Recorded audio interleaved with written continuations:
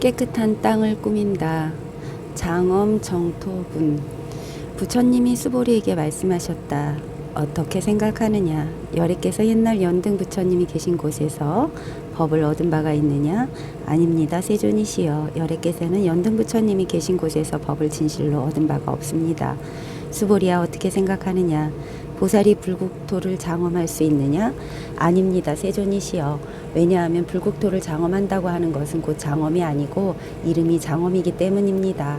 그러한 까닭에 수보리야, 모든 보살 마하살은 마땅히 이와 같이 깨끗한 마음을 내되 마땅히 색에 머무르지 않고 마음을 내야 하고 소리, 냄새, 맛, 촉감, 법에 머무르지 않고 마음을 내야 하느니라. 마땅히 머무는 바 없이 그 마음을 내야 한다. 수보리야, 비유하면 어떤 사람이 그 몸이 수미삼하다고 한다면 어떻게 생각하느냐? 그 몸이 크지 않느냐? 수보리가 말하였다. 대단히 큽니다. 세존이시여. 왜냐하면 부처님께서는 몸은 몸이 아니라 이름이 커다란 몸이라고 말씀하시기 때문입니다. 우선 뜻을 따라서 한번 보겠습니다. 부처님께서 수보리에게 말씀하셨다. 내가 생각하기에 어떠하냐? 열애가 옛날에 연등 부처님이 계신 곳에서 연등불은 불교 경전에 보면 서가모니가 나오기 전에 부처님 중에 한 분인데 서가모니가 이 부처님 밑에서 공부를 하다가 미래의 정각을 이루어서 부처가 될 것이라는 수기라고 하는 예언을 받죠. 바로 그 얘기를 하는 겁니다. 열애가 옛날에 연등 부처님이 계신 곳에서 깨달음을 얻을 것이라는 예언을 받았는데 도대체 이 법에서 진리에 있어서 얻은 바가 있느냐 이겁니다. 깨달아서 뭔가를 얻었기에 부처가 될 것이라는 예언을 받은 거냐? 이렇게 묻는 겁니다. 그런데 그 대답이 아닙니다. 세존이시여. 열애가 연등 부처님이 계신 곳에서 진실로 법을 얻은 바가 없습니다. 이 구절은 반야신경에도 나오죠. 반야신경에 보면 이 까닭의 공 가운데에는 색이 없고 수상행식도 없다. 지혜도 없고 얻음도 없으니 얻을 것이 없기 때문이다. 이렇게 나옵니다. 여러 가지 나오다가 그 이유를 얻을 것이 없기 때문이다. 이렇게 이야기하고 있어요. 법에는 얻을 게 없다. 법이라는 글자는 원래 산스크리트어로 다르마죠. 다르마를 옮긴 말인데 크게 두 가지 뜻이 있습니다. 하나는 삼라만상 하나하나의 사물을 법이라고 일컫는데 이때는 특히 제법이라고 합니다. 또한 이 진리, 말로도 할 수 없고 눈으로도 볼 수 없고 생각으로도 붙잡을 수 없는 이 진리를 법이라고 합니다. 그런데 이 두 가지 뜻은 하나의 단어가 전혀 다른 두 개의 뜻을 가지고 두 개의 뜻을 가지고 있는 것이 아닙니다. 이 두 가지의 뜻은 동일해요. 반야신경에서 이야기하고 있듯이 색이 곧 공이라 색을 이야기해도 법이요 공을 이야기해도 법이다 이겁니다. 색을 이야기하면 삼라만상 온갖 사물들이 다 있습니다. 그러나 공을 이야기하면 하나도 없어요. 결국 그 두 개는 다른 것이죠.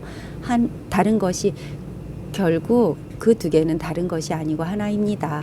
이 법이라는 말은 불교에서 많이 쓰이죠. 이게 그렇게 참 묘한 말입니다. 그래서 법을 알며 우리가 깨달았다, 진리를 안다 이렇게 합니다.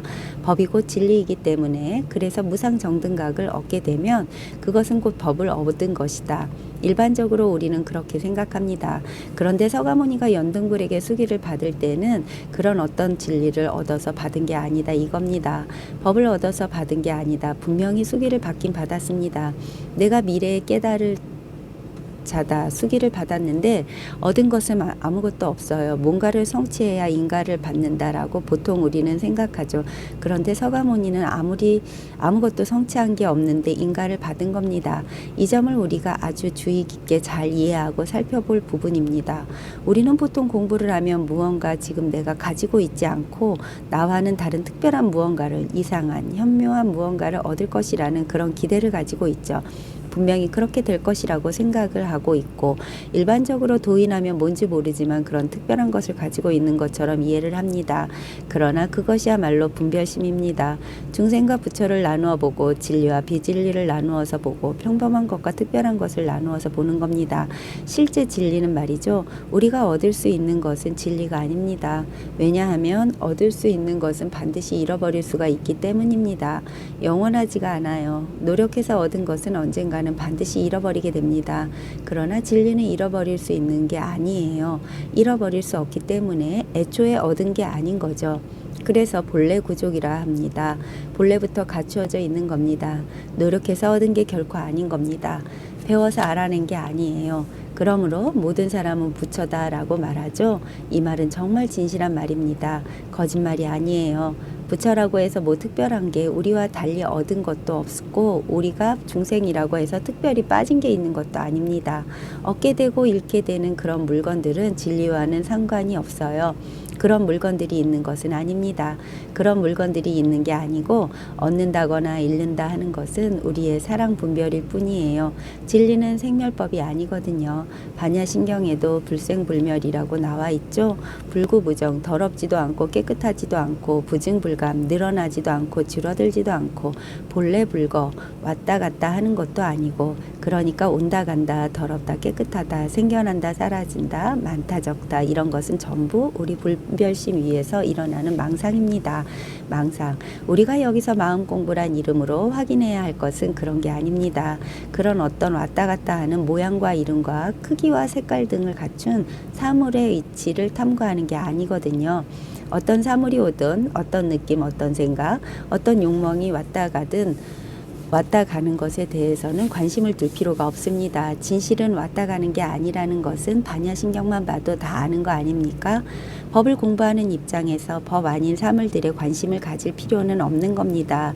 오로지 법에만 관심을 기울여야 합니다. 오로지 마음에만, 오로지 진리에만 관심을 기울이고 그것만 깨달으면 되는 겁니다. 다른 여러 가지가 없어요. 그런데 또 흔히 공부하는 사람들의 오해 중 하나가 그 망상들, 아까 그 오니 가니 생겨나니 죽니 더럽니 깨끗하니 하는 이런 분별 망상을 다 제거해 버리고 나면 진리가 남는다 이렇게 생각을 할 수가 있습니다만 그건 역시 망상입니다. 그것 자체가 하나의 분별심이에요. 그렇게 되는 게 아닙니다. 오로지 이 법 하나, 이 진실 하나에만 관심을 기울여서 문득 진실을 보게 되면 본래가 왔다 갔다 하는 게 없어요.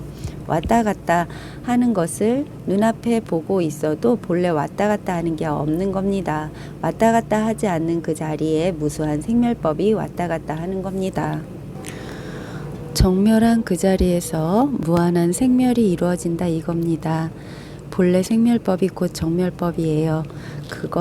그런 거지 생멸법을 없애야 정멸법이 나타나는 게 아닙니다. 반야신경식으로 이야기를 한다면 색을 없애야 공이 이루어지는 게 아니고 색이 본래 공이요 공이 본래 색인 겁니다. 망상을 없애야지 공부가 되는 것이 아닙니다. 없애려고 한번 해보세요. 그런 게 아니라 오로지 이 진실 하나 여기에만 관심을 갖고 탐구하시면 돼요. 사실은 이 진실 하나밖에 없어요. 이 진실 하나밖에 없지 다른 뭐가 복잡하게 있는 것이 아닙니다. 아주 단순하고 간단하고 당연하고 한 번도 사이가 벌어진 적이 없는 너무 당연하고 신경조차 쓰지 않았던 이것이 진실입니다. 제가 지금 이야기를 하면서 목을 이렇게 끄덕끄덕 하면서 이야기하죠. 눈을 깜빡깜빡하고 숨도 쉬고 눈길을 이리저리 돌리고 하는데 여기에 대해서 우리가 의심해 본 적이 없죠. 눈 깜빡이는 이게 무언가, 목을 끄덕끄덕하는 이게 무언가, 숨 쉬고 있는 이게 무언가, 왜 의심을 안 해도 태어날 때부터 너무나 당연하게 그렇게 해왔기 때문에 내가 애쓰고 노력해서 얻은 게 아니기 때문에 관심이 없어요. 우리는 애쓰고 노력하고 힘들여 얻은 것에 대해서는 대단한 관심을 가지고 있습니다. 다양한 관심을 가지고 애지중지하는데 원래부터 나에게 완전하게 갖추어져 있어서 조금 더 힘을 들일 필요가 없고 신경을 안 써도 도망가지 않는 것에는 말 그대로 신경을 안 써요. 그러나 법이란 놈은 신경을 안 써도 도망가지는 않지만 신경을 안 써주면 섭섭해합니다. 섭섭해하며 우리가 조금 괴롭습니다. 그것을 번뇌가 생긴다고 하는데 그래서 번뇌라는 것은 사실 실체가 있는 것은 아닙니다. 나 스스로가 깨달아야 할 것을 깨달지 못했기 때문에 그로 말미암아 생기는 불만족입니다. 만족스럽지가 못한 거죠. 법화경에 보면 장자의 아들 이야기가 나오죠. 자기가 거지인 줄 알았는데 알고 보니 큰 부잣집 아들이었다 이겁니다. 자기가 거지일 때는 항상 불만족스러운 거예요. 나도 저런 부잣집의 아들이었으면 얼마나 좋을까. 실제로는 자기가 그 부잣집의 아들이거든요. 모르니까 불만족스러운 겁니다. 그게 그대로 우리 이야기를 하고 있는 겁니다. 우리가 본래 부처예요. 원래 부처고 아무 문제가 없습니다. 모든 보물을 다 가지고 있습니다.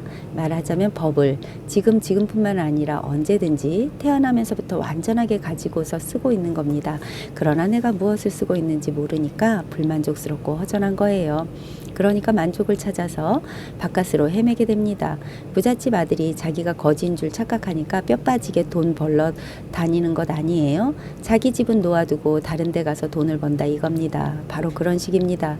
그래서 돈을 추구하고 욕망을 추구하고 명예를 추구하고 그러다가 조금 생각이 있는 사람들은 돛 닦는다고 마음 공부를 추구하죠. 모두들 바깥에 있는 것을 추구하는 겁니다. 스스로가 다 갖추고 있는 것을 확인하지 못하고 다른 데서 찾으려고 하는 거죠. 그게 우리 보통 사람들의 상황이에요. 그래서 전도 중생이라고 하는 겁니다. 뒤집어져 있다 이겁니다. 바로 보면 아무 문제가 없는데 뒤집어서 거꾸로 보니까 모든 게 문제가 있는 것처럼 보이고 불만족스러운 겁니다. 바로 보면 되는 겁니다. 바로 똑바로 보면 되는 거예요.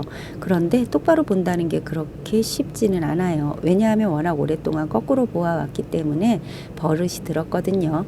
아까 장자의 아들 비유에서처럼 거지 노릇하던 버릇이 들어서 부잣집 아들이라는 것이 믿겨지지가 않는 거예요. 내가 태어날 때부터 거지였는데 무슨 얘기냐 이거예요. 믿어지지가 않죠. 그리고 부잣집 아들이란 것이 인정이 되어서 그 집 아들로 들어간다 하더라도 하루아침에 제대로 된 아들 노릇을 할 수 있느냐? 못합니다. 다시 배워야 해요. 오랜 시간이 지난 뒤에야 비로소 제대로 된 부잣집 아들 노릇을 하는 겁니다. 이 공부도 마찬가지입니다. 색신, 이육체, 그리고 돈, 명예, 욕망, 생각, 쾌락 이런 것들을 쫓아다니던 그 버릇 때문에 한번 맛을 본다고 바로 완전해지는 것은 아닙니다. 이렇게 뒤집어져 있어요. 돈을 한번 봅시다. 자, 돈의 가치가 어디에 있습니까? 우리는 보통 돈의 가치는 돈에 있다고 생각하거나 돈으로 살 수 있는 물건에 있다고 생각하죠. 그러나 진짜 돈의 가치는 어디에 있는 겁니까? 우리가 돈을 통화라고 하듯이 두루 쓰임으로써 돈의 가치가 생겨나는 것입니다. 그러니까 돈의 가치는 돈에 있거나 돈으로 살 수 있는 물건에 있는 것이 아니라 그것을 유통시켜 쓰는 사람에게 있는 것입니다. 그렇다면 사람은 또 무엇입니까? 흔히 사람이면 다 사람이냐? 사람 노릇을 해야 사람이지라고 합니다. 즉 노릇하는 게 사람입니다. 여기서 사람 노릇은 도덕적으로 인간답게 사는 것을 뜻하는 게 아닙니다. 노릇이란 행동입니다. 행동을 할 줄 알아야 사람입니다. 노릇이란 행동입니다. 행동을 할 줄 알아야 사람입니다. 행동하지 못하면 죽은 시체에 불과합니다. 그런데 행동이란 것은 정해진 이름도 없고 정해진 모양도 없고 크기도 없고 주어진 장소도 없습니다. 그렇게 정해진 모양도 없고 주어진 장소도 없고 크기도 없는 행동에 의해서 사람이 사람 노릇을 하고 돈이 돈 노릇을 하게 되는 겁니다. 그런데 사람들은 내가 노릇하는 여기에 대해서는 관심이 없고 눈에 보이는 돈에만 관심이 있는 겁니다. 그러니까 당연히 거꾸로 되어 있죠. 진짜 가치가 무엇인지 모르니까. 또 하나 말씀드리고 싶은 것은 돌을 닦는다거나 마음 공부를 한다는 것을 어떤 목표를 세우고 그것을 성취하는 사회적 행위와 동일시해서는 안 되는 겁니다. 우리가 사회적으로 어떤 목표를 세워서 추구를 하고 노력해서 성취를 하면 남에게 뭔가를 보여줄 수 있습니다. 그러나 자기 나름대로 스스로도 얻은 바가 있습니다. 인간의 숙명과 같은 비극은 끝없이 추구를 해서 무언가를 얻으려고 하는 데 있어요. 인간의 숙명과 같은 비극은 끝없이 추구해서 무언가를 얻으려고 하는 데 있어요. 그것은 사실 자기 스스로에 대한 불만족 때문에 그러는 겁니다. 현재의 자기 존재에 대해 불만족 때문에 그러는 거예요. 현재의 자기 존재를 왜 불만족스럽게 생각하느냐? 현재의 자기 존재를 모르기 때문에, 현재 자기 존재의 실상을 모르기 때문에 그러는 거죠. 법화경 장자의 아들 비유와 같이 현재 내 존재의 실상은 거지가 아니에요. 큰 부잣집 아들이에요. 그게 실상인데 그것을 모르기 때문에 거지 노릇을 하고 있는 겁니다. 끝없이 추구를 해서 얻으려고 하는 겁니다. 마음 공부는 하면 할수록 얻으려고 하는 대단한 것을 성취하려고 하는 위대한 포부, 커다란 뜻이 점차 없어집니다. 욕망이 점차 사그라들어요. 그에 반비례해서 현재 그대로의 자기 존재에 대한 만족감이 점차 커져갑니다. 불안감은 점차 사라지고 만족감이 점차 커져갑니다. 그래서 완전히 자기 존재의 실상을 꿰뚫게 되면 아무런 불만이 없어요. 더 이상 불만 같은 것은 없습니다. 그러니까 추구할 것이 없어요. 얻을 것이 없고 의심이 사라져요. 세속적인 입장에서 본다면 그럼 지금 있는 그대로 이 비참한 현실을 인정하고 그대로 눌러 살란 말이냐 하는 불만이 있을 수가 있거든요. 그렇게 불만을 가진 사람이 중생이에요. 자기가 자기 실상을 모르니까 그러는 겁니다. 자기가 부잣집 아들이란 것을 모르니까 지금 거지인 이대로 만족하고 살란 말이냐 이 말이거든요. 알고 보면 우리가 원래 거지 아들이 아닙니다. 불만족스러운 게 아니고 번뇌가 있는 게 아니고 중생이 아닙니다. 우리는 마음 공부라는 위대한 포부를 가지고 시작을 하지만 사실 마음은 전혀 위대하지가 않습니다. 그렇다고 비천한 것도 아니에요. 우수한 것도 아니고 열등한 것도 아닙니다. 어떤 차별도 없어요. 그냥 이것은 지금 이대로일 뿐입니다. 지금 우리가 어떤 위치에 있든 어떤 상황에 있든 그것과는 상관이 없어요. 예를 들어 세금을 100원 내는 위치에 있든 100만 원을 내는 위치에 있든 그것과는 상관이 없다 이거예요. 그런 것은 전부 겉으로 드러난 모양들입니다. 그런 모양들은 항상 가변적이죠. 바뀔 수가 있습니다. 변화하는 것, 왔다 갔다 하는 것이다 이겁니다. 그러나 우리의 실상은, 마음법의 실상은 불변입니다. 왔다 갔다 하는 게 아니에요. 우선 그 점을 잘 아셔야 하는 겁니다. 돛 닦는다고 하는 것은 대단한 무언가를, 위대한 무언가를, 보통 사람들이 전혀 가지고 있지 않은 무언가를 성취하는 게 절대로 아닙니다. 모든 사람이 똑같이 가지고 있는 것이 진실입니다. 그래서 법은 평등법입니다. 차등법이 아니에요. 부처든 중생이든 깨달았든 못 깨달았든 똑같은 겁니다. 그래서 깨달았다고 해서 자랑할 것도 없고 못 깨달았다고 해서 슬퍼할 것도 없는 겁니다. 똑같아요. 사실은 다만 스스로의 입장에서 자기의 실상을 아는 것이 남하고 관계없이 만족스러운 것이죠. 마음 공부란 그런 것이지 대단한 뭔가를 성취하는 게 아닙니다. 대통령이 되고 국회의원이 되는 것과 같은 인간의 성취욕, 추구와는 상관이 없는 겁니다. 그저 있는 그대로의 나 자신을 아는 것입니다. 그런데 이 있는 그대로의 나 자신을 아는 것이 어떤 면에서는 대통령이 되고 국회의원이 되는 것보다 더 어렵습니다. 어렵기도 하지만 더 만족스러운 일입니다. 왜냐하면 영원한 대통령은 없거든요. 영원한 국회의원은 없습니다. 떨어져 나가죠. 그러나 이것은 영원한 것입니다. 왜 본래부터 불생불멸이요 불래불거인 것입니다.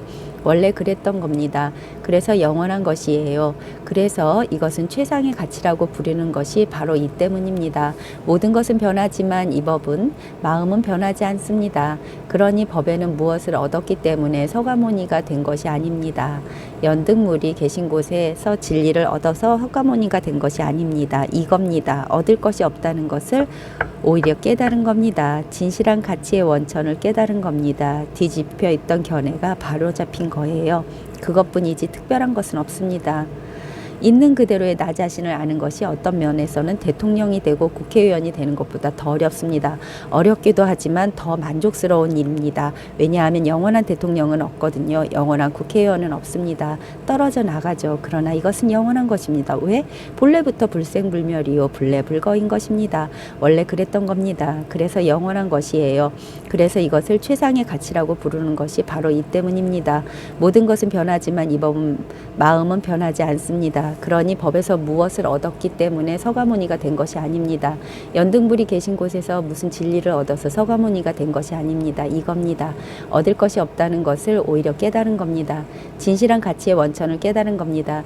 뒤집혀 있던 견해가 바로잡힌 거예요. 그것뿐이지 특별한 것은 없습니다. 연등불이 계신 곳에서 얻은 바가 있느냐? 얻은 바가 진실로 없습니다. 얻은 바가 없기 때문에 연등불은 서가모니에게 수기를 주신 것입니다. 스보리야 어떻게 생각하느냐? 보살이 불국토를 장엄하느냐? 이 장엄이란 말은 세운다, 건립한다, 배열한다 이런 뜻이 있고 장식한다는 뜻도 있습니다. 보살이 불국토를 건립하느냐 이러니까 아닙니다. 세존이시여. 왜냐하면 불국토를 장엄한다고 하는 것은 곧 장엄이 아니고 이름이 장엄입니다. 보살은 보디사트바 깨달은 중생이죠. 불국토란 것은 깨달음의 땅이고 사실은 보살이 불국토를 장엄한다라고 이야기되어 왔습니다. 왜? 중생에게는 불국토가 없어요. 똑같은 땅에 살면서 똑같은 곳에 있으면서도 중생에게는 세간이에요. 세간이란 세속이라. 그런데 똑같은 데 있으면서도 보살에게는 이게 전부 다 불국토예요. 그러니 당연히 보살이 불국토를 장엄하는 거지 보살이 불국토를 장엄하는 겁니다. 원래 다른 곳에서는 그렇게 이야기가 되어 있습니다. 똑같은 곳에 있는데 중생에게는 다 세간이에요. 다 세간법이에요. 왜? 이게 전부 다 분별의 대상일 뿐입니다. 중상이라는 게 견해가 뒤집어져 있으니까 전부 차별하고 분별하고 모습을 따라만 다니는 거예요. 근원이 뭔지 몰라요. 변하는 것에만 관심이 있지 변하지 않는 게 뭔지를 모른다 이겁니다. 그런데 보살은 변화하는 하나하나가 사실은 변하지 않는다는 사실을 아는 겁니다. 중생이 색만 본다면 보살은 색이 곧 공인 사실을 아는 거예요. 그러니 보살이 불국토를 장엄하는 겁니다. 이 세속을 불국토로 만드는 겁니다. 그런데 여기서는 장엄하지 않는다. 왜냐하면 불국토를 장엄한다고 하는 것은 장엄하는 게 아니기 때문입니다. 이 이야기는 앞에서 얻은 바가 없다는 이야기와 똑같은 이야기입니다. 자, 보살이 어떻게 불국토를 장엄하는지 봅시다. 불국토는 깨달음의 땅이거든요. 깨달음이 뭐냐? 여러분 깨달음이 뭡니까? 깨달음은 바로 마음이에요. 마음. 그러면 마음이 뭐냐? 사실 깨달음이라고 하든 마음이라고 하든 도라고 하든 법이라 하든 아무 상관이 없어요. 그것들은 이름일 뿐이에요.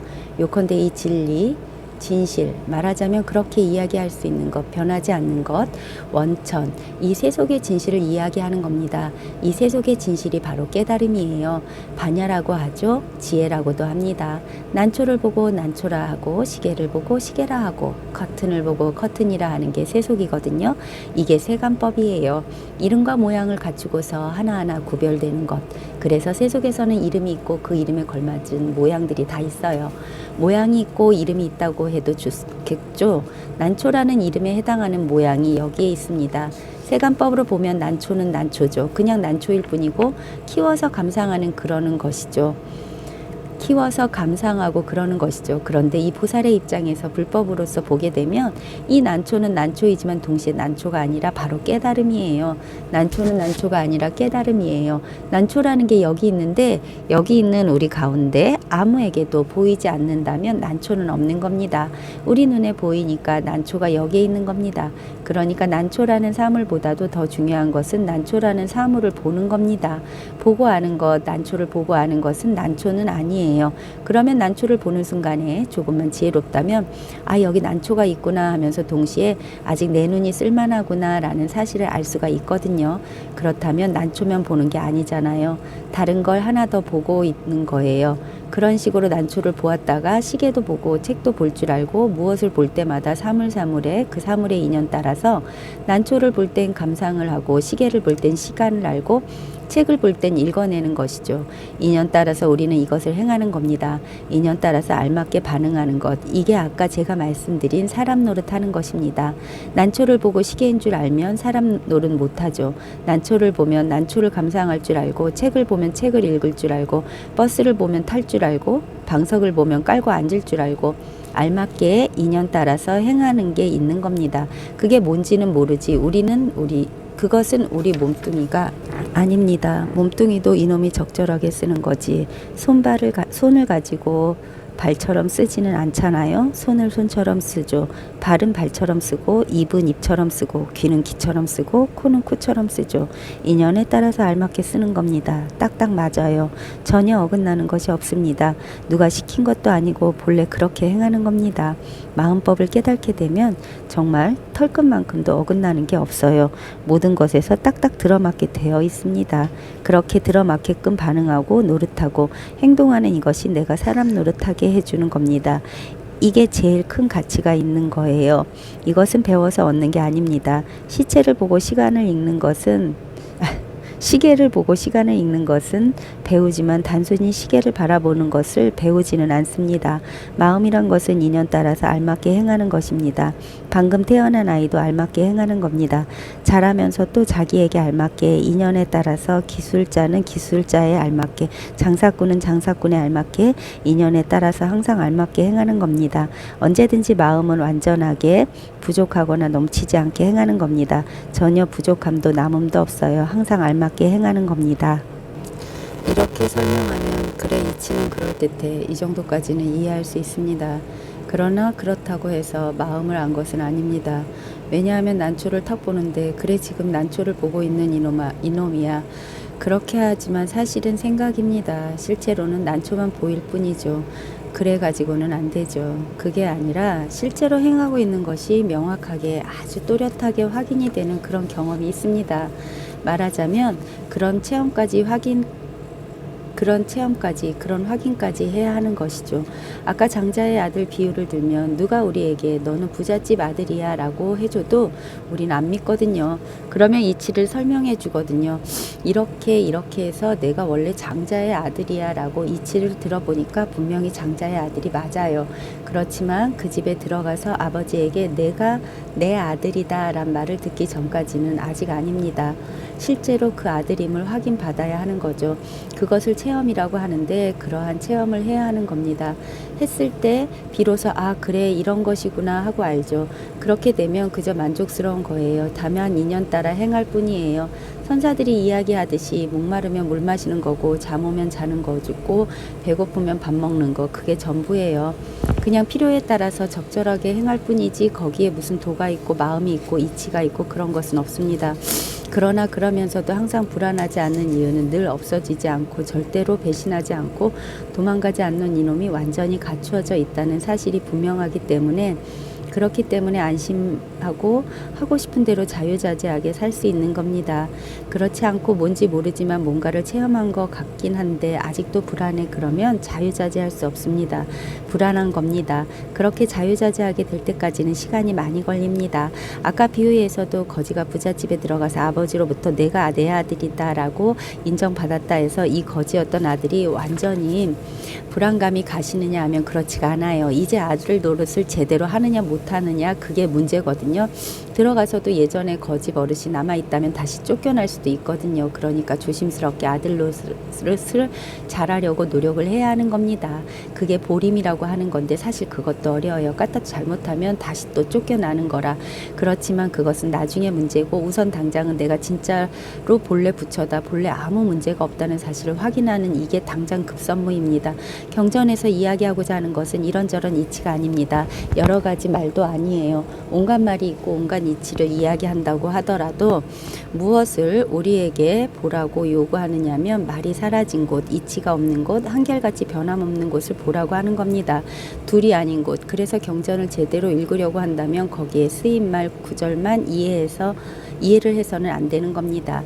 예를 들어서 불고수보리 이렇게 읽는다 말입니다. 부처님이 수보리에게 말씀하셨다. 그러면 우리는 부처님이 여기 있고 저기 수보리가 있어서 이 양반이 저 사람에게 이야기했다. 그렇게 이해하는 것은 말 따라가는 겁니다. 그게 아니고 잘 보세요.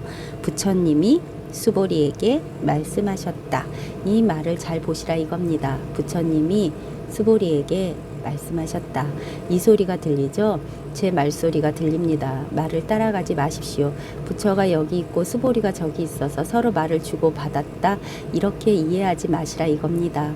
부처님이 수보리에게 말씀하셨다. 아까 난초 보듯이 부처님이 수보리에게 말씀하셨다라고 하는 이 말에서 무엇을 확인해야 하느냐? 지금 이것을 깨달아야 하는 거예요. 이것 하나가 지금까지 말을 듣기도 하고 하기도 했거든요. 지금까지 수없이 말을 해왔고 말을 들어왔지만 모자람이 어디 있습니까? 도망가는 게 아니거든요. 늘 그대로라 항상 새롭게 말할 수 있는 겁니다. 목은 쉴지 모르지만 이것은 안 쉬어요. 이것을 확인하셔야 하는 겁니다. 이것은 변함없이 여러분 자신의 것이지 남의 것이 아닙니다. 이것은 모든 중생이 모든 부처가 똑같이 가지고 있는 것이거든요. 이것만 확인되면 되는 거예요. 이것만 부처님이 수보리에게 말씀하셨다. 바로 이것입니다. 부처님 수보리에게 말씀하셨다. 여기서 딱 확인이 되는 거거든요. 다른 데서 확인이 되는 것이 아닙니다. 바로 지금 여기서 이렇게 확인되는 것입니다. 언제나 있었고 지금 이 순간에도 변함없이 있는 것입니다. 결코 잃어버릴 수 없는 것, 변하지 않는 것입니다. 말의 뜻을 따라가지 말고 진짜 부처를 깨달아야 해요. 진짜 부처는 어디 있느냐? 바로 여기에 있습니다. 우리 보통 사람의 병은 뭐냐 하면 따라가는 거예요. 엉뚱한 것으로 가는 거예요. 그냥 여기에 있으면, 지금 여기에 이렇게 있으면 되는 거예요. 내가 지금 어디 있느냐? 난초를 보고 계시면 난초 위에 계신 것입니다. 손을 쓰면 손에 있는 겁니다. 말소리를 들으면 그 소리 위에 있는 거예요. 그러니까 하나하나가 모두 부처죠. 쳐다보면 보이는 물건마다 부처가 있어요. 부처는 곧 깨달음이고, 깨달음은 곧 마음이고, 마음은 도고, 그런 이름에만 안 속으면 지금 이 소리가 바로 이것입니다. 이것밖에 없어요. 하여튼 말에 속는 병에서 나와야 해요.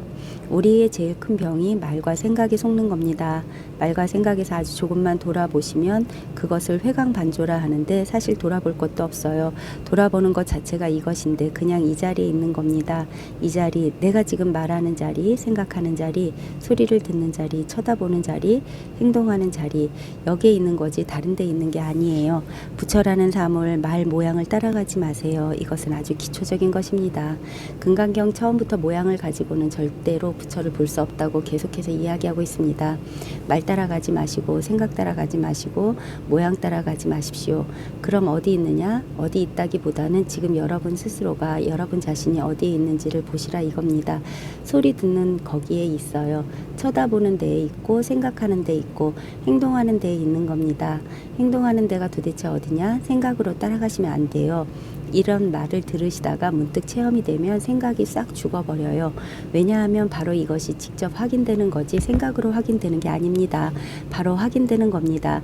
이렇게 바로 확인이 되거든요. 눈으로 쳐다보면 쳐다보는 이것이니 여기에 생각이 붙을 이유가 없잖아요. 손을 움직여 보면 바로 이렇게 확인되는 거 아니에요? 바로바로 확인되는 거지 여기에 무슨 말을 붙여서 이것이 확인되었다고 말할 필요가 없는 겁니다. 소리가 들리면 바로 확인되는 거지 여기에 무슨 말을 붙여서 내가 소리를 들으니까 소리 듣는 이게 마음이다 이런 식으로 망상을 피울 이유가 전혀 없는 겁니다. 그냥 즉각 생각을 붙이지 말고 머리로 알아차리는 게 아니에요. 바로 즉각 그냥 이렇게 분명한 겁니다. 듣는 그 자리에 내가 있다고 하면 나라는 분별에 매이기 때문에 하여간 말이란 참 문제입니다. 사람의 말이란 게 그렇다고 입 다물고 말을 안 할 수도 없고 그러니까 옛날 선사들은 가능하면 말을 아꼈어요. 그래서 그냥 손가락을 올리고 몽둥이를 가지고 탁 치기도 하고 억지로 말하라고 하면 하리라고 해서 고함이나 빽 지르고 왜 모든 병이 이 말에서 오는 거거든요. 말을 따라가 버리니까 안 따라가면 말하는 이것 바로 딱 말하는 이것이거든요. 이것을 말을 하고 있잖아요. 지금 부족함이 전혀 없어요. 그냥 말을 하고 있는 거예요. 말을 하고 있고 들리고 있거든요. 저절로 다 들려요. 내가 뭘 들으려고 애를 쓸 이유가 없어요. 들리거든요. 눈길만 돌리면 다 보여요. 그냥 말하는 이것, 듣는 이것, 눈길 돌리는 이것, 행동하는 이것 이렇게 직접 바로 딱 확인되고 있는 거예요. 그것을 육조 해능 스님은 직심이라고 했어요. 직심, 구분 마음이 아니라 바로 이 마음, 바로 이 마음이다 이거예요. 직심을 행하라. 항상 육조단경을 보면 항상 집심을 행하라 그러거든요. 생각을 개입시키지 마라 그겁니다. 직심을 행하라. 그냥 이럴 뿐이에요. 손을 움직이면 손을 움직이는 이것이 직심이고 바로 마음이다. 바로 이게 법이다. 이겁니다. 직심이지 하는 것도 이름일 뿐입니다. 사실 방편이죠. 손을 움직이는 이것, 듣는 이것, 보는 이것, 생각하는 이것 바로 그런데 우리는 이것을 바로 깨달지 못해요. 먼저 생각으로 알아차리는 버릇이 있어서 그 버릇이 문제입니다. 고장난 시계 같은 것은 뜯어 고칠 수가 있는데 버릇이란 것은 실체가 없거든요. 뜯어 고칠 수가 없어요. 버릇을 뜯어 고치려면 버릇을 뜯어 고치는 게 아니라 바른 것을 바로 보게 되면 잘못된 버릇은 저절로 없어지는 겁니다. 바른 것을 바로 보면 되는 거지 잘못된 것을 뜯어 고치는 게 아닙니다. 제가 계속해서 말씀드리지만 망상을 없애는 것도 아니고 삿된 것을 부수는 것도 아닙니다. 잘못된 것을 없애는 게 아닙니다. 그저 바로 깨달으면 되는 거예요. 실상을. 우리는 항상 실상에서 떠나지 않고 있습니다. 스스로가 그것을 확인하지 못하고 있을 뿐이에요. 그냥 체험하면 되는 겁니다. 그런데 그게 그렇게 쉽진 않아요. 왜냐하면 익혀온 버릇이 있기 때문에 늘 먼저 생각을 앞세워서 망상을 먼저 앞세우는 버릇이 있어서 그게 쉽지 않습니다. 특별한 방법은 없어요. 오직 그냥 간절하게, 오로지 간절하게, 여기에 뭐가 있을까? 여기에 뭐가 있어요? 내가 있는 겁니다. 내가, 우리 자신이 있는 거예요. 자기 자신이 여기서 확인이 되면 되는 겁니다. 자기 자신, 자신이 뭐냐? 이겁니다. 자기 자신, 몸뚱이도 아니고 생각도 아니고 느낌도 아니고 욕망도 아니고 의식도 아닙니다. 그건 오온입니다. 오온, 내가 쓰고 있는 재료지 그게 내가 아니에요. 내가 뭐냐? 내가, 나를 보여주려고 구지 스님은 이것이다 하고 올렸던 겁니다. 이것만 탁하고 개합이 되면 제 말이 거짓말이 아니란 것을, 제 말뿐만 아니라 금강경이나 어록의 조사 스님 말씀이 다 거짓말이 아니구나 하는 것을 알 수가 있습니다. 이것은 쉽습니다. 절대 어렵지 않아요. 조금의 관심만 진지하고 진실하고 애틋한 관심이 있어야 돼요. 갓난아이에게 쏟는 그런 관심처럼 갓난아이가 있으면 엄마가 부엌에서 일을 하든 다른 곳에서 일을 하든 늘 온신경이 아이에게만 가 있거든요. 그렇게 해야 하는 겁니다. 그런 애틋한 관심만 가지면 쉽습니다. 대단한 고행, 불상 중에서 보면 고행상이라고 백가죽이 등가죽에 붙어있는 그런 불상이 있죠. 뼈가 앙상하고 눈이 쑥 들어가서 그 정도로 노력을 해야만 깨달음이 오는 것으로 착각하는 경우도 많습니다. 그런데 서가모니 부처님은 그렇게 했다가 죽을 뻔했거든요. 그래서 크게 후회하고 우유적을 먹고 목욕을 하고 기운을 차려서 다시 공부를 했습니다. 그러니까 고행을 해야 되는 게 아닌 겁니다. 그냥 일상생활을 하세요. 단지 애틋한 관심만 갖고 계시라 이겁니다. 그러면 어느 순간에 때가 되면 문득 체험합니다. 때가 되어야 해요. 금방 쑥쑥 되는 게 아닙니다. 습이 그렇게 쉽게 바뀌는 게 아닙니다. 때가 되면 몰록 아 하고 체험할 수가 있는 겁니다. 바로 이 직심을 체험할 수 있는 거예요. 그러면 되는 겁니다. 그런 것이지 선행을 하고 육바라밀을 닦고 죽을 고생을 다 하고 장자불화를 하고 용맹정진을 하고 철야를 하고 그래가지고 되는 게 아닙니다. 철야를 해도 이것이고 안 해도 이것입니다. 불법을 알아도 이것이고 몰라도 이것인 거예요. 하등의 차이가 없습니다. 본래 갖추어져 있는 것이고 지금도 그대로 있는 겁니다. 아무런 차별이 없어요. 그러니까 평범한 것이고 당연한 겁니다. 평범한 생활을 하면서 애틋한 관심만 계속 가지고 있으면 지성이면 감천이란 말이 딱 맞습니다. 시간이 지나면 그 관심에 감동을 해서 딱 하고 개합하는 순간이 오는 겁니다. 그러니까 공부가 안 되는 것은 한마디로 정성 부족이에요. 정성 부족이지 기술이 모자라서가 아닙니다. 기술 같은 것은 없어요. 그 정성을 불교에서는 발심이라고 이야기하죠. 정성이란 것을 의식적으로 의도적으로 갖다 바치라는 이야기가 절대 아닙니다. 정성이 부족하니까 불사 좀 더 해야 된다 이런 것이 아니에요. 억지로 하는 게 아니고 그 정성이란 것은 자기 내면에서 자발적으로 이 공부에 대한 목마름, 갈증, 남을 위해서 하는 게 아니잖아요. 내 것이거든요. 나한테 보물이 다 있는데 왜 이것을 확인 못하는가? 답답함? 그런 것이죠. 남에게는 공부하는 척도 하지 마세요. 그냥 혼자서 아프고 고민하고 해야 하는 겁니다. 옆사람 괴롭히지 마세요. 나는 공부하는 사람이니까 건들지 마. 이렇게 할 게 아니라 남한테는 공부하는 척도 말고 본래 자기 문제거든요. 애틋하게 하다 보면 어느 순간에 몰록 깨닫는 겁니다. 이것은 어려울 게 없어요. 왜냐하면 항상 우리가 가지고 있는 것이기 때문에 특별한 게 전혀 아닙니다. 우리가 무엇을 하든지 이것을 행하지 않고 할 수 있는 일은 아무것도 없습니다. 이것뿐이에요. 그래서 오가 정종찬에 보면 법이 뭡니까? 그러니까 법은 작용하는 데 있다 그러거든요. 그러면 어떻게 작용하느냐? 그러니까 눈에서는 본다 하고 귀에서는 듣는다 하고 발에서는 걷는다 하고 손에서는 붙잡는다 하고 이런 식으로 이야기를 합니다. 이게 법입니다. 그러니까 선사들이 이 법을 바로 보여주기 위해서 직지인심이라고 하잖아요. 직지인심, 이것은 직지법이거든요. 바로 딱 보여주는 겁니다.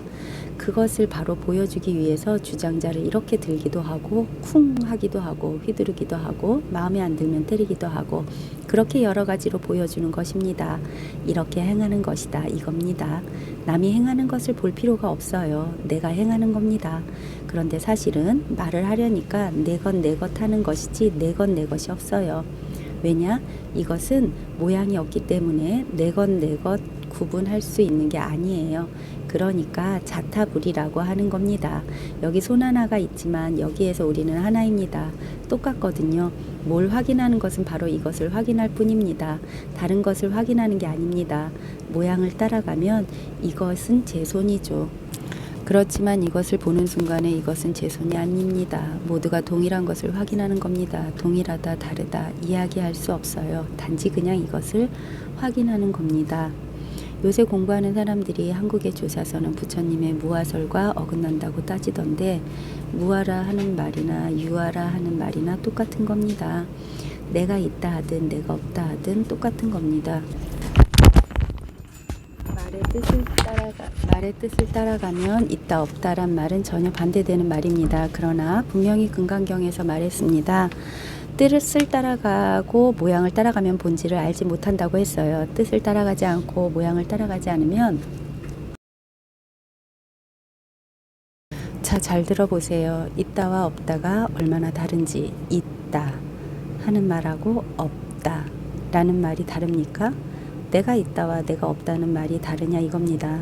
다른 것은 말뜻이죠. 다르지 않은 것은 내가 있다 할 때도 이것이 확인되고 내가 없다 할 때도 이것이 확인되는 거예요. 동일한 것을 써서 우리는 내가 있다라고도 하고 내가 없다라고도 하는 겁니다. 이것은 한결같을 뿐이고 말은 이래라 저래라 다른 거예요. 말은 이래라 저래라 다르지만 이것은 똑같아요. 있다 하든 없다 하든 아무 상관이 없어요. 그러니까 선에서는 어째서 본래 면목이 있다고 하느냐? 부처님은 없다고 했는데, 그런 사람이야말로 외도입니다. 외도 말을 따라가지 말라고 했는데 말 따라가면서 계속 그런 짓을 하고 있는 겁니다. 왜 부처님 말을 안 듣는 거예요? 말을 따라가서는 절대 안 됩니다. 말을 따라가시는 게 아니고 늘 가지고 있고 항상 한결같이 어떤 말을 하든 어떤 행동을 하든지 한결같이 변하지 않는 것, 법은 변하지 않는 것입니다. 변하지 않는 것은 모양으로서는 볼 수가 없습니다. 아주 기초적인 이야기지만 절대로 잃어버려서는 안 되는 거예요. 결국 모든 잘못은 이것 하나에서 일어나는 겁니다. 말이라는 게 뜻이라는 모양을 따라가는 것인데, 이 모양 따라가고 말 따라가는 이것 하나에서 모든 병이 나오는 겁니다. 아무리 자기가 수행을 20년, 30년 했다 하더라도 모양을 따라가고 말을 따라가면서 이것은 틀리고 저것은 옳고 이것은 법이고 저것은 법이 아니고 이렇게 하면 안 되는 겁니다. 속고 있는 거예요. 금강경에서 분명히 말했잖아요. 법은 곧 법이 아니니라. 법이 곧 비법이라 이겁니다.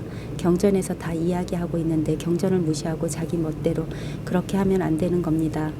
불국토를 장엄한다 하는 것은 곧 장엄하는 것이 아니라 이름만 그렇다는 겁니다. 말만 그렇다 이겁니다. 말만 있니 없니 말일 뿐이에요. 그러므로 있는 것은 곧 없는 것이에요.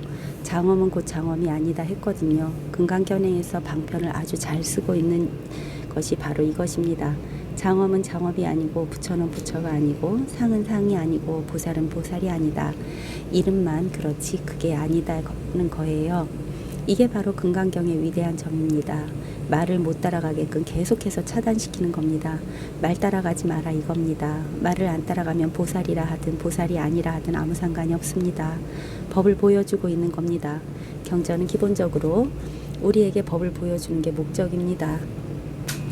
그러니까 말을 따라갈까봐 계속해서 말을 끊어주고 있습니다. 보살에 대한 이야기를 실컷 하다가 문득 보살이 아니라고 하고, 법에 대한 이야기를 실컷 하다가 갑자기 법은 법이 아니다 이겁니다. 따라갈만 하면 잡아당기고, 그러니까 우리는 말 따라가던 버릇을 쉴 수가 있는 겁니다. 고칠 계기를 붙잡을 수 있는 거죠. 그러면 장엄이 아니고 뭐냐? 장엄이 아니면 뭐냐? 말뜻을 따라가면 안 된다고 그랬습니다. 장엄이 아니면 뭐냐? 난초가 아니면 뭐고, 난초를 볼 때 난초가 확인이 안 되면 도대체 뭐가 확인되느냐? 여기서 확인되는 게 바로 이것을 가리키거든요. 장엄이 아니면 뭐냐? 지금 장엄, 이것을 가리키는 겁니다. 장엄이라는 말을 안 따라가면 장엄, 이게 뭐냐? 이거예요. 난초를 보는데 난초가 난초 아니면 뭐냐? 이겁니다. 뭐가 확인되느냐? 시계를 보는데 시계가 아니라면 여기서 무엇을 확인할 수가 있느냐? 비유적으로 내 눈을 확인하려면 어떻게 확인합니까? 눈을 확인하는 방법은 시계를 보거나 난초를 보시면 돼요. 난초가 있는 게 보이면 거기서 내 눈이 확인되는 것 아닙니까? 거기서 그러니까 내 눈을 확인하는 것은 내 눈 아닌 다른 것을 보시면 돼요. 눈을 직접 직접적으로 봐서 확인할 수 없는 것 아닙니까? 다른 것을 보는 거기에 바로 눈이 확인되는 겁니다. 색을 통해서 공이 확인되는 겁니다. 색수상행식을 통해서 공이 확인되는 겁니다. 그러니까 난초를 보는데 거기서 난초 말고 그럼 뭐가 확인되느냐? 여기까지 왔으면 그야말로 제가 우물가까지는 모시고 온 겁니다. 물을 먹고 안 먹고는 이제 각자의 문제예요. 물을 먹고 싶다는 말만 하고 실제로 먹지 않으면 안 됩니다. 행동이 따라야 하는 거지 말만으로는 안 되는 겁니다. 육체적으로 행동하는 것이 아니라 마음이 행동해야 하는데 마음은 어떻게 실천하고 행동하느냐는 거지 생각을 앞세우면 마음은 잠을 잡니다. 행동을 안 해요. 생각이 앞장서지 않으면 마음이 행동하기 시작합니다. 생각보다는 무언가 이런 것이 주먹을 쥐어 속에서 뭔가 치밀어 오르는 신용을 하며 뭔가 이런 것이 밑에서 올라와야 돼요. 생각이 아니라. 그래서 제가 늘 이게 마음이다. 제가 손을 보여드리는 것이 아니라 이게 마음입니다. 왜 못 보십니까? 이게 바로 당신의 마음이에요. 이렇게 말씀드리는데도 시원하게 보이지가 않고 제 손만 보인다 이겁니다. 그러면 뭔가 이런 게 저 밑에서 올라와야 하는 겁니다. 머리로 이해하시면 안 됩니다. 그러면 이게 안 올라와요. 머리로 하면 그렇고 그런 이치일 뿐이잖아요. 그러면 그걸로 끝입니다. 머리가 앞서지 않고 그냥 이치를 이해하겠는데 말은 충분히 알아듣겠는데 왜 나는 안 될까? 그러면 막 이런 게 울분 터뜨리셔야 되는 겁니다. 울분이 올라와야 돼요. 그러면 정말 밤에 잠이 안 올 정도가 되는 겁니다. 고민이 되거든요. 꼭 무슨 독립투사처럼 울분을 터뜨리라는 말이 아니라 그런 간절함이 있으면 되는 거예요. 그러면 잠자던 마음이 생각을 제치고 직접적으로 행동을 하는 겁니다. 말하자면 그렇게 말씀드릴 수 있는 거예요. 어쨌든 생각이 앞서서는 안 되는 겁니다. 생각을 앞세워서 이치로서 그냥 그것으로 만족해서는 안 됩니다. 생각을 앞세워서 이치로 만족하는 버릇을 우리는 학교 교육을 통해 기르게 됩니다. 예를 들어 도덕만 해도 그렇지 않습니까? 어질다 착하다는 것이 무슨 뜻이냐? 머리로 이해해서 답안지에 적어내면 그것으로 끝이거든요. 그러나 실제 어질다 착하다 는 것은 그런 것이 아니잖아요. 이치를 이해하는 것이 아니다 이거예요. 행동에서 나오는 거죠. 학교 교육이란 게 사실은 중생 양성 교육이지 억지로 망상만 가르치는 실상은 아예 생각조차 못하는 그런데 사실 실상은 복잡하게 배울 것이 없습니다. 학교 교육처럼 그렇게 단계적으로 교육할 그런 내용이 없어요. 애틋한 마음 하나를 가지고 있다가 문득 탁 하고 개합이 되면 그 다음부터 그것을 잘 보호해서 키워나가면 되는 건데 거기에 무슨 체계적인 교육과정 같은 게 없습니다. 왜? 마음이란 것은 항상 가지고 있고 행하고 있는 것이고 또 일정하게 정해진 모양이 없어요. 그래서 무슨 나무 키우듯이 체계적인 교육과정이란 게 있을 수 없습니다. 만약에 마음 공부를 한다고 하면서 체계적인 교육과정을 따라서 하나하나 익혀나가도록 한다면 그것은 마음의 실상을 아는 것이 아니라 망상을 주입시키는 겁니다. 망상을 주입하고 세뇌시켜서 망상을 실상으로 착각하도록 만드는 겁니다. 시간이 지나면 처음에는 모르지 처음에야 그게 실상인 줄 알고 감동에 빠지지만 시간이 지나면 어차피 망상은 허망한 것입니다. 그냥 헛되이 어디 갔는지 알 수가 없어요. 그러나 이 실상을 보게 되면 이것은 없어지는 게 아니거든요. 그냥 항상 이대로예요. 가면 갈수록 더욱더 뚜렷하게 더욱더 확실하게 흔들림 없이 그렇게 되는 겁니다. 이것을 불을 켜는 것에 비유할 수가 있는데 처음에는 조그마한 불씨가 붙지만 시간이 지나면서 잘 보호하면 점차 불꽃이 커집니다. 나중에는 온 우주를 다 태워버려요. 그런 게 사실상 공부입니다. 그러니까 일단 불씨를 자기 손에 넣는 게 중요하죠. 그렇기 때문에 수보리야 모든 보살 마하살은 마땅히 이와 같이 깨끗한 마음을 내야 한다. 그러면 어떤 것이 깨끗한 마음을 내는 것이냐? 색에 머물지 않고 마음을 내야 하며 소리에 머물지 않고 마음을 내야 하며 냄새, 맛, 촉감, 법에 머물지 않고 마음을 내야 한다.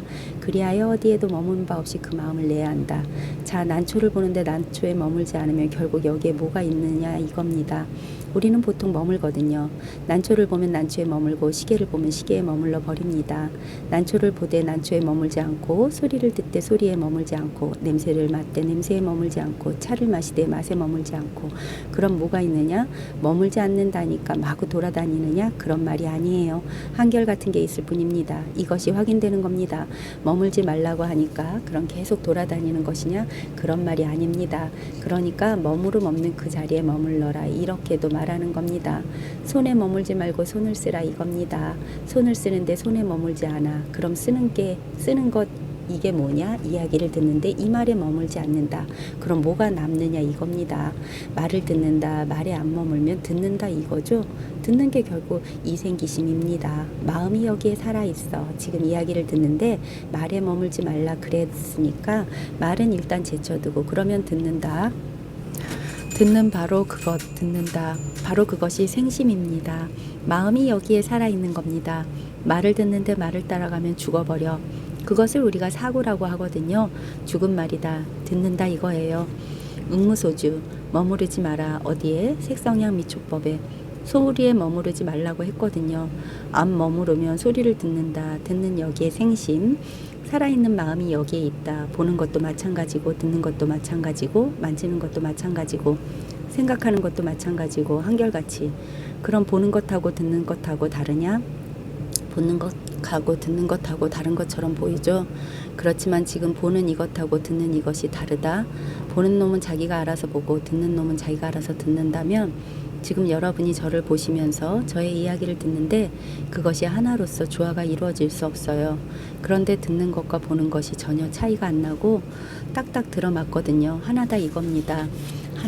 하나이기 때문에 여기에 차이가 있을 수 없어요. 마음은 하나예요. 하나가 눈에서는 본다, 귀에서는 듣는다, 코에서는 냄새 맡는다. 하나가 인연 따라서 다양한 일을 해내는 겁니다. 그래서 듣는 데서 깨달아도 되는 것이고 보다가 깨달아도 되는 것이고 요리하면서 싱거운지 짠지 맛보다가 이것 이렇게 깨달을 수도 있고 빨래하다가 옛날 혜원 스님인가 그분은 집신 다 만들고 나무 망치로 집신 바닥 고르다가 이것을 체험했다고 그럽니다. 톡톡톡 두드리다가 문득 이것 바로 씻다가 체험하고 청소하다가 체험하는 사람 그렇게 체험하는 것이지 가장 많은 것은 역시 설법 듣다가입니다. 설법 듣다가 또는 대화하다가 체험하기도 하고 선방에 앉아서 좌선하다가 체험했다는 사람을 전 아직 본 적이 없어요. 책 한번 뒤져보세요. 그렇게 깨달았다는 사람이 있는가? 아무도 없습니다. 그런 사람 예컨대 선방에 앉았다가 종소리 듣고 깨달았다 이런 식이지 좌선하다 깨달았다 그런 것은 없어요. 그것은 왜 그러냐? 이 마음이란 놈은 인연 따라서 작용하는 그곳에서 생심을 한다 이겁니다. 생심, 인연을 따라서 생심하는 그 자리에서 마음을 확인할 수 있는 거지 생심이 안 되면 마음이란 것은 없는 거예요. 인연 따라서 생심이 안 되면 마음은 없는 겁니다. 어떻게 확인할 수 있겠어요? 확인할 수 없어요. 응무소주 이생기심. 육조스님이 나무 팔러 가다가 한 구절 듣고 알았다는 게 이 구절이거든요. 나무찜을 지고 걸어가는데 머물지 않고 그 마음을 내라. 그 말을 딱 듣고 깨달았다 이겁니다. 머물지 말고 그 마음을 내라. 정말 육조스님 같은 사람은 참 드물죠. 나무 팔러 와가지고 그런데 실제로 그런 사람들이 종종 있어요. 물론 자기도 모르게 저 가슴 어디엔가 의식도 못하는 사이에 이것에 대한 그리움 같은 게 있었겠죠. 옛날에 어떤 스님은 대학 시험에 떨어져서 학원에서 재수하다가 점심시간에 밥 먹고 벤치에 앉아서 쉬다가 이것을 깨달았답니다. 그래서 대학 가자마자 절에 다니다가 나중에 스님이 됐어요. 암으로 일찍 돌아가셨지만 아무튼 그럴 수도 있습니다. 보통은 그렇게 되기가 힘드니까 주로 이것을 체험한 사람과의 대화 그리고 깨달은 선지식의 법문을 듣는 게 아주 중요합니다. 말하자면 여러분이 달걀이라고 한다면 저는 달걀이를 치는 겁니다. 그 가운데서 깨질 때가 된 달걀은 깨지는 거예요. 물론 위에서만 쳐서는 안 되고 안에서도 쳐야 되는 겁니다. 그것을 줄탁동시라고 하죠. 안에서도 치고 위에서도 치는 그것이 순간적으로 딱 들어맞을 때 껍질이 딱 깨지는 겁니다. 응무소주 이생기심 하는 것은 머물지 않고 반응하고 작용하고 행하는 머물지 않습니다. 우리가 사실 난초를 본다고 해서 난초에 머무는 게 아니거든요. 내 눈길이 난초에 있다고 해서 본드 붙인 것처럼 고정되어 있습니까? 머물지 않아요. 사실은 머물 수가 없습니다. 눈길은 항상 움직이지 머물러 있는 게 아니죠. 듣는 것도 마찬가지죠. 우리가 어떤 소리를 들으면 그 소리가 내 귀에 딱 틀어막아서 아무 소리도 안 들리게 하지 않잖아요. 계속해서 새롭게 들리는 겁니다. 머물지 않습니다. 보고 듣고 냄새 맡고 맛보고 감촉하고 생각하고 행동하는 여기에서 본래부터 머물지 않는 게 이 법입니다. 머물지 않고 끊임없이 행하는 여기에 바로 살아있는 마음이 여기서 딱 하고 체험하면 되는 거예요. 복잡한 게 없다니까요. 어려울 게 없어요. 아주 간단한 겁니다. 스보리아 비유하면 어떤 사람이 마치 그 몸뚱이가 수미산왕만 하다면 어떻게 생각하느냐 이 몸이 크다고 할 수 있겠느냐 하니까 수보리가 대단히 큽니다. 세존이시여. 크다는 말까지는 이해가 되는데 왜 크냐 그 뒤에 이야기합니다. 왜냐하면 부처님께서 말씀하시기를 몸은 곧 몸이 아니다. 그러므로 이름을 큰 몸이라고 하는 것이다. 큰 몸은 곧 큰 몸이 아니라 말이 큰 몸이라 이겁니다. 대단히 크죠. 대단히 작기도 합니다. 가장 큰 것은 가장 작습니다. 크기가 없어요. 정해진 크기가. 이게 뭘 이야기하는 겁니까? 수미산을 이야기하는 게 아니고 어떤 사람의 몸뚱이를 이야기하는 게 아닙니다. 법을 이야기하는 겁니다. 법이란 것은 가장 작아요. 크기가 없습니다. 그래서 아무리 작은 것을 전자현미경으로 수백만 분의 1mm 되는 것을 봐도 거기에 이게 있고, 커다란 우주를 봐도 거기에 이게 있는 겁니다. 가장 큰 것은 사실은 가장 작은 것이에요. 그러니까 큰 것은 큰 게 아니죠. 큰 것이나 작은 것이나 똑같으니까 그저 이것 하나가 있을 뿐입니다. 큰 것은 크게 아니기 때문에 말만 큰 것이다. 작은 것도 마찬가지예요. 작은 것은 작은 것이 아니기 때문에 말만 작은 것이에요. 크고 작고가 없습니다. 크고 작고가 없다고 하는 이것도 말만 크고 작고가 없다고 하는 것이지, 그렇기 때문에 크고 작고가 없다는 것이고, 실제로는 오직 이거 하나가 있을 뿐입니다. 다른 것이 없어요. 크기가 없습니다. 크기를 말할 수가 없어요. 부처님이 수보리에게 말씀하셨다. 부처님은 부처님이 아니고 수보리는 수보리가 아니고, 말씀하셨다는 말씀하셨다가 아니라 그럼 뭐냐? 부처님도 이것이요, 수보리도 이것이요, 말씀하셨다도 이것이요. 비유하자면 우리가 육근을 가지고 감각을 가지고 바라보는 세계는 이것처럼 한 폭의 거대한 그림과 같아요. 연꽃을 볼 때나 연줄기를 볼 때나 연잎을 볼 때나 보는 모양은 다 다르지만 본다라는 사실에는 아무런 변화가 없습니다. 소리도 그렇지 않습니까? 음악을 듣던 말을 듣던 소음을 듣던 듣는 내용은 다르지만 듣는다라는 사실은 변함이 없어요. 그러면 어느 게 근본이고 어느 게 말단이냐? 어느 것이 실제이고 어느 것이 허상이냐? 연꽃을 연꽃으로 보지 못한다면 이것은 연꽃이 아니거든요. 결국 실상은 응무소주 이생기심한다. 생심, 살아있는 마음이 실상이에요. 살아있는 마음은 늘 인연 따라 작용하고 있습니다. 인연 따라서 반응하고 있고 한결같이 지금 이 자리에서 꺼지지 않는 불꽃처럼 타고 있습니다. 바로 여기에 내가 그 불길이에요. 지금 저 형광등 불빛 보세요. 지금 저 형광등 끄고 밖에서 들어오는 빛도 차단해 버리면 난초의 모양이 어디 있고 연꽃의 모양이 어디 있습니까? 빛이 없으면 아무것도 없잖아요. 그러니까 결국은 난초를 봐도 난초가 확인되기보다는 빛이 확인되고, 연꽃을 봐도 연꽃이 아니라 빛이 확인되는 거잖아요. 빛이 아니면 어떤 모양도 어떤 색깔도 드러날 수가 없습니다. 빛이 아니면 어떤 모양도 어떤 색깔도 드러날 수가 없습니까? 똑같습니다. 마음이 아니면 드러날 수 있는 게 아무것도 없다. 무엇을 하든 무엇을 뭐든지 간에 전부 마음으로 말미암아 드러나는 거예요. 마음이 근본이고 드러나는 모양은 말단이라 기독교식으로 말하면 마음은 창조주요, 드러나는 모양은 피조물입니다. 빛으로 말미암아 모든 색깔이 드러나요. 저 빛은 창조주요, 난초나 연꽃들은 빛에 의해 드러나는 피조물이죠. 이것은 먼데 있는 게 아니라 나 자신이 바로 그것입니다. 그래서 인도 사람 가운데는 내가 바로 그것이다 라고 하기도 합니다. 내가 바로 하나님이요, 내가 바로 부처님이요, 내가 바로 창조주요, 내가 바로 마음이요. 나라는 것이 따로 있는 것이 아니라 마음이 나이다. 우리는 항상 이것을 행하고 있고 이것 하나만 확인하고 있지 다른 게 없어요. 그러니까 보는 것마다 마음이고 들리는 것마다 마음이고 잡히는 것마다 마음이고, 다른 것을 해보려고 해도 아무리 보고 싶어도 보이지가 않아요. 진리를 벗어난 것을 보려 해도 보이지가 않습니다. 아무리 봐도 항상 이것인데, 그래서 이것을 세지 않는 법이라고 합니다. 예외가 없어요. 여기에만 몰로 계약이 되면 아무 일이 없습니다. 안심이 되죠. 여러 가지가 없습니다. 오직 지금 이거 하나밖에 없다 이겁니다.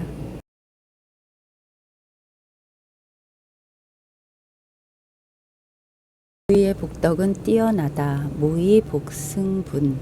수보리야, 겐지스강에 있는 모래의 수요와 같은 수에 겐지스강이 있다면 내 생각이 어떠하냐? 이 모든 겐지스강에 있는 모래가 어찌 많지 않겠느냐? 수보리가 말하였다. 대단히 많습니다. 세존이시여. 단지 모든 겐지스강도 오히려 무수히 많은데 하물며 그 모래는 말할 것도 없습니다.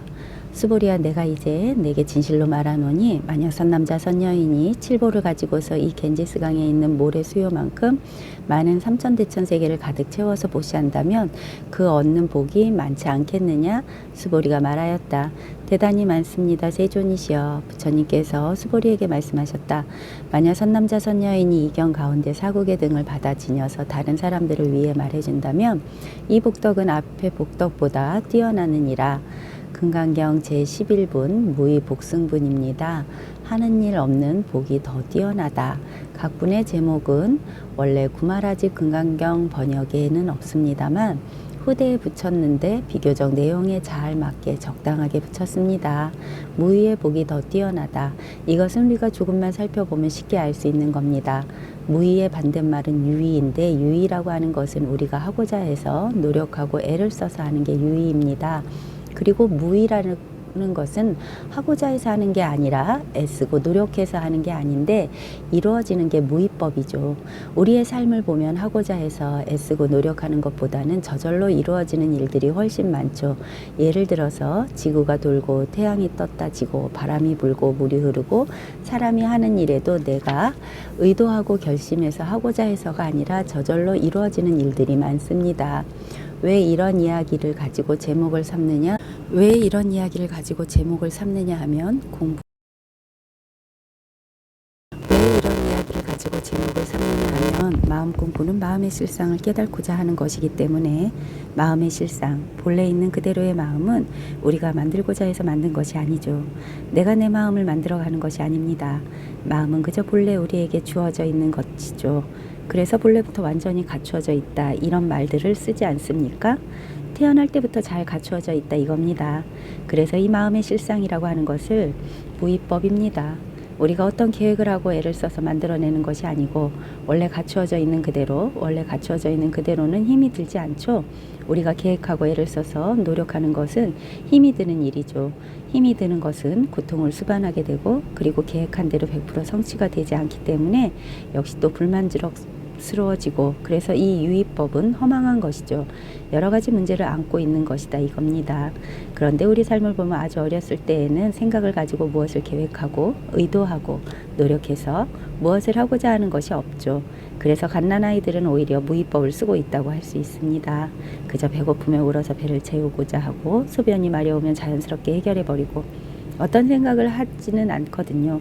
자라면서 여러 가지 환경에 적응하고 교육을 받고 하면서 생각하는 방법이라든지 그 생각을 위해서 여러 가지 모양에 따른 이름들을 익히고 그 이름들과 모양들의 관계를 이해하고 있어야 되고 그러면서 점점 생각 속에서 많은 일들이 이루어집니다. 그리고 그 생각들은 문자로, 글로, 책으로 적어놓고 도서관에 앉아서 책만 읽고도 세상을 다 이해한 듯이 생각하고 있습니다. 그러한 것들이 이미 무의법에서 벗어난 것입니다. 생각으로서 계획하고 계획한 대로 노력하고 그런 것들은 앞서 이야기했듯이 여러 가지 어려움을 수반하고 있고 만족스럽지 못하다는 문제가 있습니다. 그러나 이 무의법은 스스로 의도하고 노력해서 하는 일이 아니고 주어져 있는 능력 그대로를 활용하는 것이기 때문에 무리가 없습니다. 그리고 성취하고 말고가 없어요. 왜냐하면 이것은 하나의 자연 법칙과 같아서 항상 인연에 따라서 아주 적절하게 반응하도록 되어 있습니다. 그래서 전혀 힘드는 것이 없고 실망이나 절망이란 것이 없습니다. 그래서 무의법이야말로 마음의 실상을 우리에게 가장 잘 보여준다고 할 수 있는 것입니다. 마음의 실상을 알고자 하는 분들은 이 무의법을 잘 깨달아야 한다 이겁니다. 무의법이란 말 그대로 의도하고 노력하고 생각하고 하는 것이 아니기 때문에 우리가 마치 학교에서 공부하듯이 노력하고 연습해서 익히는 것과는 성격이 다릅니다.